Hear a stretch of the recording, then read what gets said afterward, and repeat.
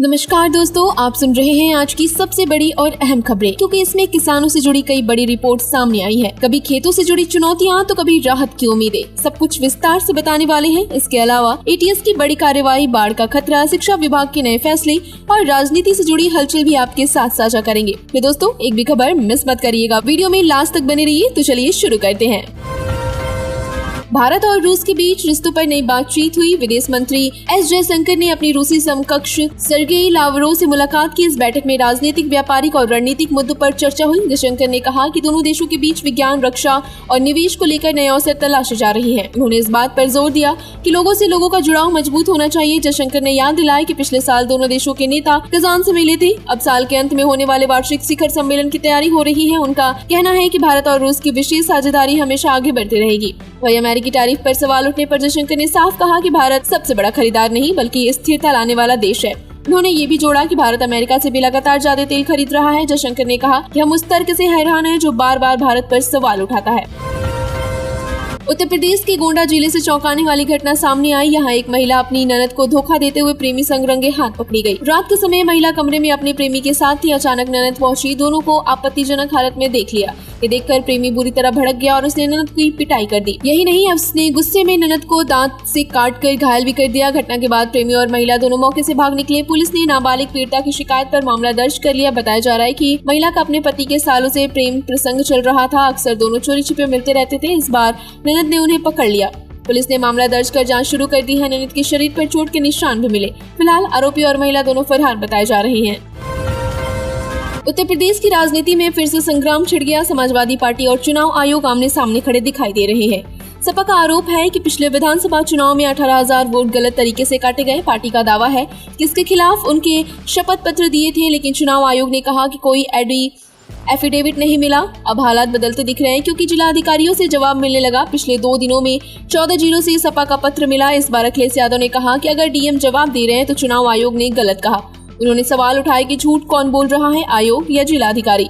अखिलेश ने कोर्ट से भी इस मामले का संज्ञान लेने की मांग की। उनका कहना है कि भाजपा सरकार इस मुद्दे पर जवाब देने से बच रही है। उन्होंने ये भी कहा कि मृतक प्रमाण पत्रों और नाम काटने से जुड़े दस्तावेज सामने लाए जाएं। अखिलेश ने प्रशासनिक अफसरों की भूमिका की भी जांच कराने की मांग की है।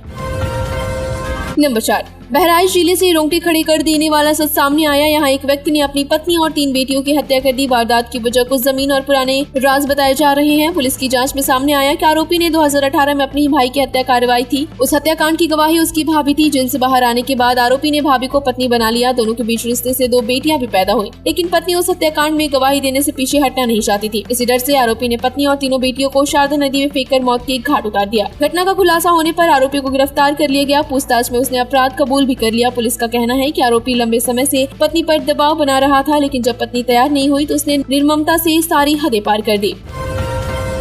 गाजीपुर जिले में पुलिस और बदमाशों के बीच मुठभेड़ हुई। ये घटना गहमर और जमानिया थाने की संयुक्त कार्यवाही में हुई। कामाख्या देवी के मंदिर के पास शेरपुर गांव के स्कूल के पास संदिग्ध मौजूद थे। पुलिस को देख बदमाशों ने फायरिंग शुरू कर दी। जवाबी कार्यवाही में पुलिस ने भी गोलियां चलाई। इस दौरान एक बदमाश के पैर में गोली लगी और वो घायल हो गया। पुलिस ने घेराबंदी कर 5 बदमाशों को मौके से पकड़ लिया, जबकि अंधेरे का फायदा उठाकर एक बदमाश फरार होने में सफल रहा। पकड़े गए आरोपियों के पास से तमंचे, कारतूस और 2 मोटरसाइकिल बरामद हुए। इसके अलावा मोबाइल और लैपटॉप भी जब्त किए गए। घायल बदमाश को इलाज के लिए अस्पताल भेजा गया। पुलिस सभी आरोपियों से पूछताछ कर रही है, वे किस वारदात की योजना बना रहे थे। फिलहाल सभी पर मुकदमा दर्ज कर कार्रवाई की जा रही है।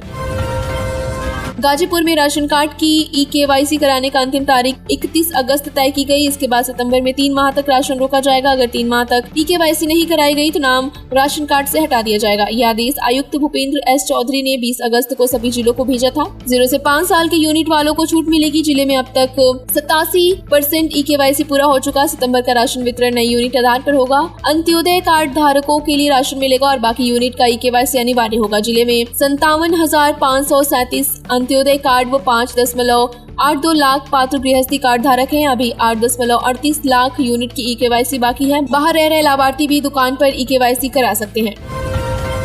दिल्ली का सीएम रेखा गुप्ता सुरक्षा पर विवाद के बीच लखनऊ से चौंकाने वाली घटना सामने आई। सीएम योगी के जनता दरबार में गाजियाबाद का एक बुजुर्ग जहर खाकर पहुंच गया। उसका नाम सतबीर गुर्जर है, उम्र 65 साल है। सतबीर रिटायर्ड फौजी और लोनी के सिरौली गांव का रहने वाला है। घटना सुबह करीब 8:30 बजे पर हुई। सतबीर ने खुद लोगों को बताया कि उसने जहर खा लिया। सुरक्षा कर्मी और अधिकारी तुरंत हरकत में आए। उसने एम्बुलेंस से सिविल अस्पताल भेजा गया। डॉक्टरों ने कहा कि हालत अब स्थिर है। पुलिस जाँच कर रही है उसने ये कदम क्यों उठाया। बहराइच में बीजेपी किसान मोर्चा अध्यक्ष जितेंद्र प्रताप सिंह उर्फ जीतू ने इस्तीफा दे दिया। उन्होंने कहा कि किसान खाद के लिए भटक रहा है और लाठियां खा रहा है। उन्होंने नैतिकता के आधार पर पार्टी पर पद छोड़ा। किसानों को 100 करोड़ का भुगतान चीनी मिलों में नहीं दिया। जीतू ने कहा कि किसानों से माफी मांगता हूं। समाजवादी पार्टी ने भी खाद संकट को लेकर प्रदर्शन किया। ज्ञापन सिटी मजिस्ट्रेट को सौंपा गया। सपा प्रवक्ता ने कहा कि सरकार की कथनी करनी में फर्क है। कृषि मंत्री दावा कर रहे हैं कि खाद पर्याप्त है, लेकिन किसान घंटों लाइन लगाकर भी खाद नहीं पा रहे।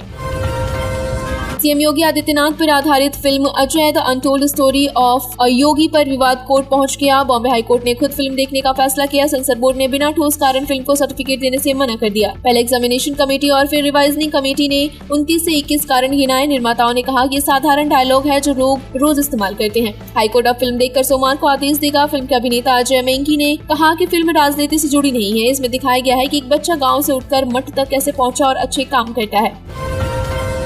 हरियाणा में मेरी फसल मेरा ब्यौरा पोर्टल पर बड़ा घोटाला सामने आया। वर्ष 2022 में अन्य राज्यों से सस्ता धान खरीदकर प्रतापनगर मंडी में बेचा गया। सीएम फ्लाइंग की जांच में ये फर्जीवाड़ा पकड़ में आ गया। राइस मिल मालिक विश्वास गर्ग, मुकेश कुमार, अंकुश बंगल और गांव ईश्वर रेही का संजू इसमें शामिल हो गए।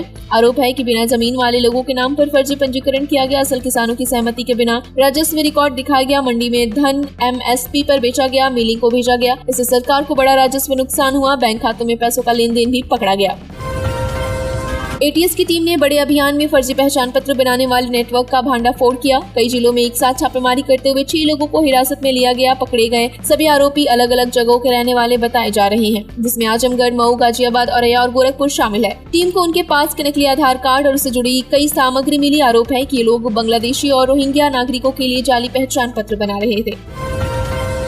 उत्तर प्रदेश में छोटे बच्चों की पढ़ाई को मजबूती देने के लिए सरकार ने बड़ा कदम उठाया। राज्य के हजारों आंगनबाड़ी केंद्र और नई शुरू हुई बाल वाटिकाओं में पढ़ने वाले बच्चों को पढ़ाई से जुड़ी सामग्री दी जाएगी। केंद्र सरकार ने इसके लिए 53 करोड़ रुपए की मंजूरी दी। अब बच्चों को पेंसिल, रंग बिरंगी चौक, वर्णमाला किताबें और अन्य जरूरी सामान उपलब्ध कराया जाएगा। 3 से 6 साल तक के बच्चों के लिए पूरे साल का एक्टिविटी कैलेंडर भी तय किया गया। स्कूल शिक्षा विभाग ने सभी अधिकारियों को निर्देश दिया कि ये योजना सही तरीके से लागू हो। बच्चों को यूनिफॉर्म में सबसे नियमित छात्र की तस्वीर भी कक्षा के बाहर लगाई जाएगी, ताकि दूसरे बच्चों को भी प्रोत्साहन मिले। इसके साथ ही 30 अगस्त को प्रदेश के सभी स्कूलों में राष्ट्रीय अंतरिक्ष दिवस मनाने की तैयारी है। इस दौरान प्रदर्शनी, कार्यशाला और वैज्ञानिकों से संवाद का कार्यक्रम होगा।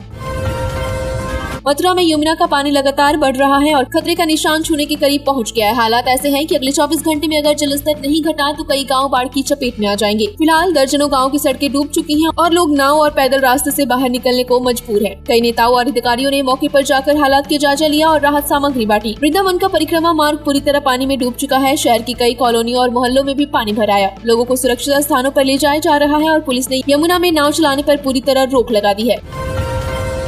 कल्याण सिंह की पुण्यतिथि पर भाजपा ने अलीगढ़ में बड़ा आयोजन किया, जिसे हिंदू गौरव दिवस का नाम दिया गया। दरअसल भाजपा उन्हें सिर्फ हिंदुत्व के प्रतीक के रूप में नहीं बल्कि पिछड़े वर्ग के नेता के तौर पर भी याद करती है। यही कारण है कि आज भी पार्टी उनकी छवि का इस्तेमाल चुनावी रणनीति में कर रही है। 2024 लोकसभा चुनाव में उम्मीद के मुताबिक नतीजे न मिलने के बाद पार्टी अब 2027 के लिए नए प्रयोग पर काम कर रही है। कार्यक्रम में पूरे प्रदेशों से लोधी समाज और अन्य ओबीसी वर्ग के लोगों को बुलाया गया। कल्याण सिंह के प्रभाव वाले जिलों में पार्टी ने संदेश देने की कोशिश की कि उनका वोट बैंक भाजपा के साथ ही रहे।